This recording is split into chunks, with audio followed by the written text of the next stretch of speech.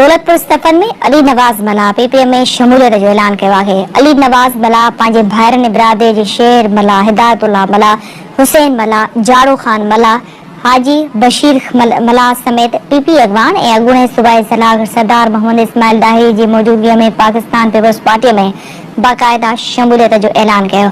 उन मौक़े ते मोहम्मद इस्माइल दाहिरी अवाम जे मेड़ खे ख़िताब कंदे चयो त मकानी चूंडुनि में अली नवाज़ मला जे भाइटे अली बख्श मला इलाही कंहिंजे चवण ते आज़ाद उम्मीदवार ते पंहिंजे काउंसलरनि खे दौलतपुर सफ़र जे 5 वार्डनि ते बीहारियो, जॾहिं त मक़ामी वॾेरनि रद अमल में अली बख्श मला जे मथां हथ ठोकिया कूड़ा केस दाख़िल कराया, जंहिंजी मज़म्मत कजे थी।